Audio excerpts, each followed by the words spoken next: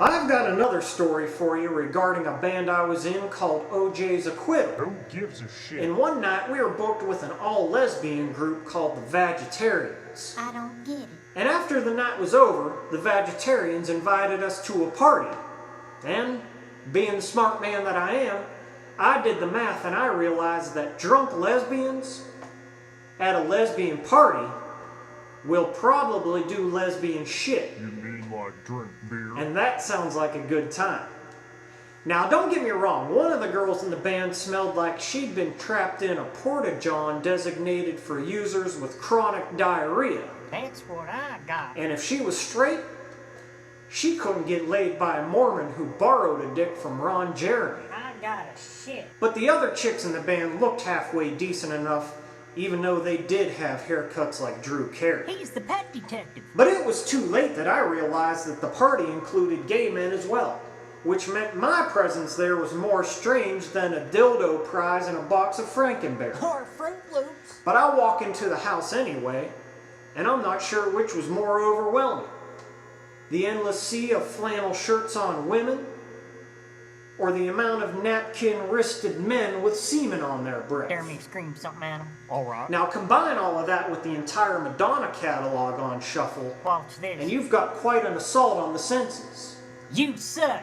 Now I stepped into the living room, and there's a chubby girl surrounded by labia lovers with her pants around her ankles. What the fuck's labia? And she's showing everybody two very disturbing visuals.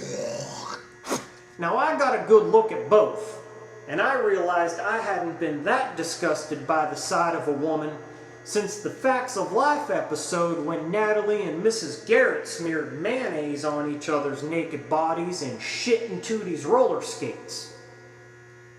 Now the first thing on this girl that caught my eye was the tattoo of a dumpster on a giant shapeless ass cheek that looked like it was sculpted out of tapioca pudding. My dick hurts. And the other was this big pile of pubes that extended down the upper thigh, completely covering the questionable genitalia that lie beneath. Now, at this point, I'm feeling pretty sick about my decision.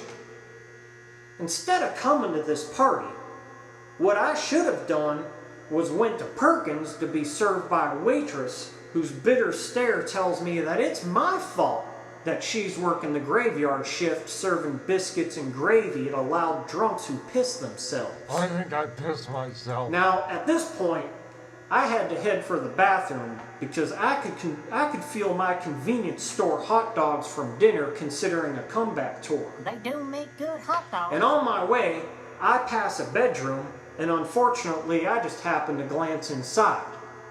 And there I see a man doing a line of coke off of another man's boner. It was then that I realized I had absolutely no business being at this party. So I got the hell out of there as soon as the girl with the dumpster tattoo finished giving me a lotion jack. Thank you. Muchos ladies.